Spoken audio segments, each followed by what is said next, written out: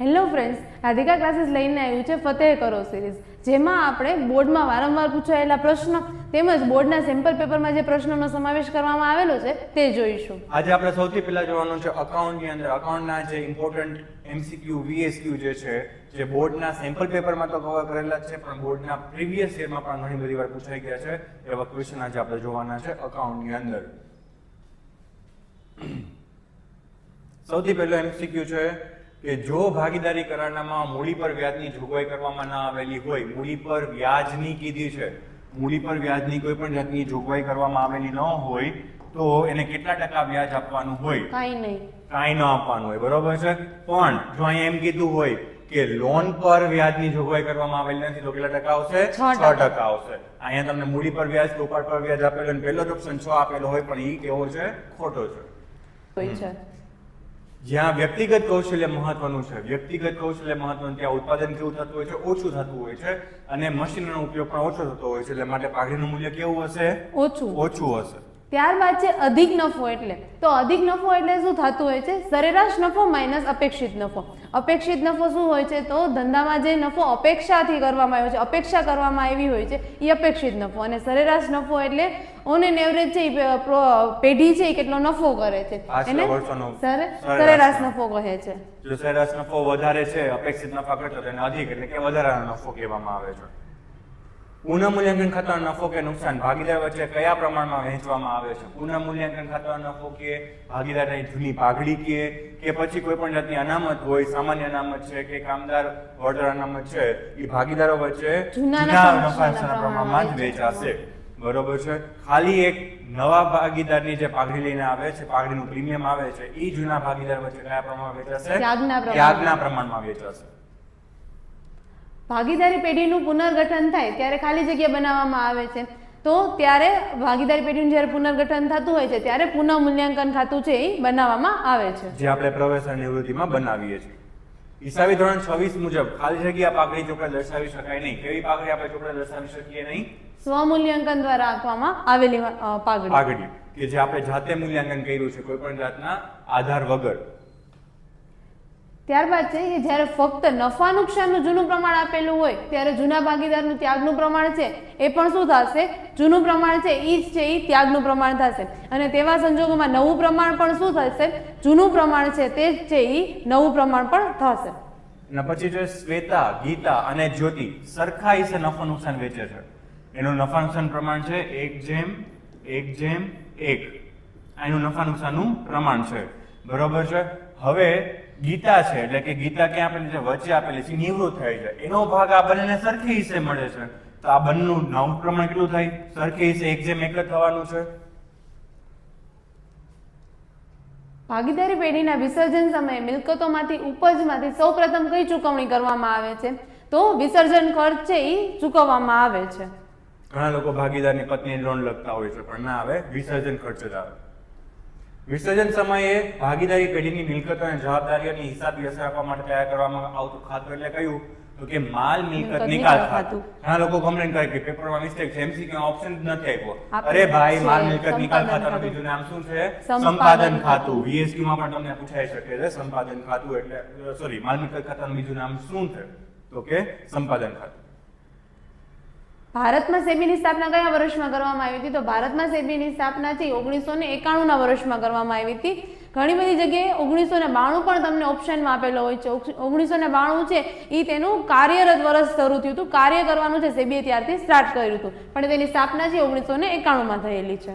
જો જાહેર ભરણામાં અરજી વખતે બહાર પાડેલા શેર કરતા ખાલી જગ્યા ટકા કરતા ઓછા શેરની અરજી આવે, એટલે 90% કરતા ઓછા શેરની અરજી આવે તો શેર ભરણું રદ કરવામાં આવે છે અને શેર ધારકોને પૈસા છે એ પાછા આપી દેવામાં આવે છે. આ તમને એસપીસી ચેપ્ટર નંબર 1 શેર બહાર પાડવા એમાં પણ આવે છે.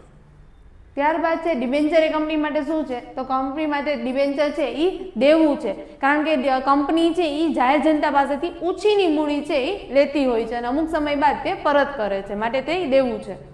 નીચેનામાંથી કયું વિશ્લેષણ પક્ષકારો આધારિત વર્ગીકરણ દર્શાવે છે? હવે જે કઈ કંપનીના પક્ષકારો છે એ કંપનીમાં રોકાણ કેવી રીતના આધારે કરશે? તો કંપનીના પાકું સર્વે અને રોકડ પ્રવાહના પત્રકો છે એનો અભ્યાસ કરીને એ નક્કી કરશે કે આમાં રોકાણ કરવું કે ન કરવું. એને કેવું વિશ્લેષણ કહેવાય છે? બાહ્ય વિશ્લેષણ. હવે નાણાકીય પત્રકોનું વિશ્લેષણ, તો નાણાકીય પત્રકોનું વિશ્લેષણ છે એ શું રજૂ કરે છે? ફક્ત પરિણામ રજૂ કરે છે? તો કે ના. ઐતિહાસિક માહિતી પૂરી પાડે છે? ના.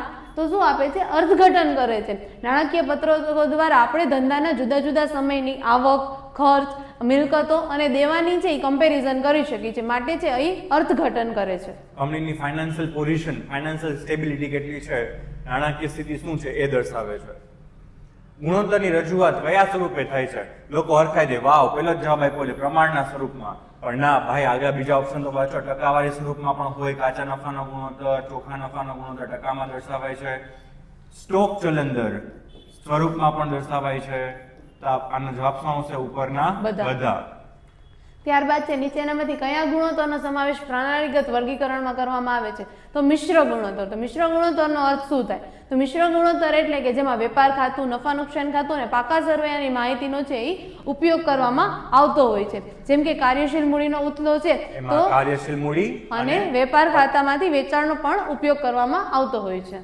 રોકડ પ્રવાહ પત્રકમાં કેટલી પ્રવૃત્તિ હોય છે? કેટલી પ્રવૃત્તિ હોય છે? 3. કઈ હોય છે? કામગીરીની પ્રવૃત્તિ, રોકાણ પ્રવૃત્તિ અને નાણાકીય પ્રવૃત્તિ. 3 પ્રવૃત્તિઓ હોય છે. નીચેનામાંથી કયો વ્યવહાર હંમેશા કામગીરી પ્રવૃત્તિનો વ્યવહાર બને છે? તો કામગીરી પ્રવૃત્તિનો વ્યવહાર છે એ પગારનો ખર્ચ બને છે, કારણ કે લોન પર ચૂકવેલ વ્યાજ છે અને ચૂકવેલ ડિવિડન્ડ છે. એ નાણાકીય પ્રવૃત્તિ કહેવાશે, કેમ કે આપણે ચૂકવવાનો છે, આપણી જવાબદારી ઉપર આપણો ખર્ચ છે.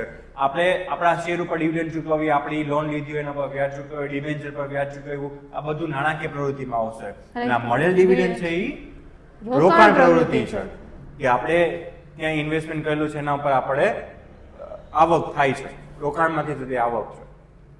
હવે છે ક્વેશ્ચન નંબર 21 to 30, જેમાં તમને VSQ પૂછાય છે. પહેલો જ VSQ છે, મોસ્ટ ઇમ્પોર્ટન્ટ છે, બોર્ડમાં ઘણી બધી વાર પૂછાઈ ગયો છે. પાઘડી એટલે શું? તો કે પાઘડી એટલે ધંધાની પ્રતિષ્ઠાનો, આવા શબ્દો ઉપયોગ થવા જોઈએ. ધંધાની પ્રતિષ્ઠાનું મૂલ્ય દર્શાવતી કેવી મિલકત છે? અદ્રશ્ય મિલકત છે.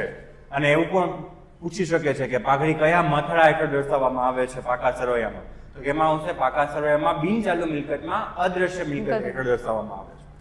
ત્યારબાદ છે પુનઃમૂલ્યાંકન ખાતાને બીજા કયા નામથી ઓળખવામાં આવે છે? તો પુનઃમૂલ્યાંકન ખાતાને બીજા નફા નુકસાન હવાલા ખાતા તરીકે પણ ઓળખવામાં આવે છે, તે તેનું બીજું નામ છે. પુનઃમૂલ્યાંકન ખાતાને ભાગીદારની નિવૃત્તિના સંજોગો, કયા કયા સંજોગોમાં ભાગીદારની નિવૃત્તિ થઈ શકે છે? સૌથી પહેલો આપ્યો છે ભાગીદારી ધારા મુજબ 1932 પાર્ટનરશિપ એક્ટ જે આપ્યો છે એના મુજબ પણ ભાગીદાર નિવૃત્તિ થઈ શકે છે, નિવૃત્તિ લઈ શકે છે. અને બીજું છે ભાગીદારના અંગત કારણોસર એ સ્વૈચ્છિક નિવૃત્તિ, એની ઉંમર થઈ ગઈ હોય, X, Y, Z ભાગીદારો વચ્ચે ઝઘડા થયા હોય, આવી રીતના સ્વૈચ્છિક નિવૃત્તિ પણ લઈ શકે છે. ભાગીદારી પેઢીનું વિસર્જન એટલે શું? તો કાયદાકીય દ્રષ્ટિએ પેઢીનું અસ્તિત્વ છે એ કાયમ માટે મટી જાય છે, તો એને ભાગીદારી પેઢીનું વિસર્જન કહે છે. પેઢીની છે કાર્ય છે એ બધા પૂર્ણ થઈ જાય છે, પેઢી છે એ બંધ કરી દેવામાં આવે છે અને કાયદાકીય રીતે, તો તેને શું કહે છે? ભાગીદારી પેઢીનું વિસર્જન. તો જે પેઢીના વિસર્જન સમયે અગાઉ માંડી વાળેલ ઘાલખાત આપણને પરત મળે. 2-3 વર્ષ પહેલા કે ગયા વર્ષે આપણે ઘાલખાત માંડી વાળી હોય, ઘાલખાત તરીકે નફા નુકસાન ખાતામાં ઉધાર બાજુ લખેલા હોય, કોઈ દેવાદાર પાસે રૂપિયા ન મળ્યા હોય, તો ઘાલખાત તરીકે દર્શાવેલા હોય એ રૂપિયા આપણે જ્યારે વિસર્જન કરીએ છીએ ત્યારે આપણે પરત મળે છે. એટલે કે આપણે રૂપિયા આવતા હશે તો ના પાડશું નહીં, બરોબર છે? તો રૂપિયા આવે તો એને શું કહેવાય? રોકડ ખાતે આપણે શું કરશું? ઉધાર કરશું. અને નફા નુકસાન ખાતે આપણે ખરેખર જમા કરીએ, પણ આ નફા નુકસાન ખાતે જમા નહીં થાય, કેમ કે પેઢી તો બંધ થાય છે. નફા નુકસાન ખાતા જો કઈ હોય નહીં તો માલ મિલકત નિકાલ ખાતે જમા થશે. ત્યારબાદ છે કંપની ધારા 2013 મુજબ કંપની કેટલા વર્ષની મુદતના ડિબેન્ચર બહાર પાડી શકે છે? તો કંપની છે 10 વર્ષથી વધુ મુદતના ડિબેન્ચર છે બહાર પાડી શકતી નથી. પણ ઇન્ફ્રાસ્ટ્રક્ચર પ્રોજેક્ટ માટે જો હોય તો કંપની છે 10 વર્ષથી વધુ કિંમતના 10 વર્ષથી વધુ વર્ષ માટે ડિબેન્ચર બહાર પાડી શકે છે, પણ 30 વર્ષથી વધુ સમય માટે હોવા ન જોઈએ. 30 વર્ષથી ઓછી મુદતના ડિબેન્ચર બહાર પાડવાના હોય છે.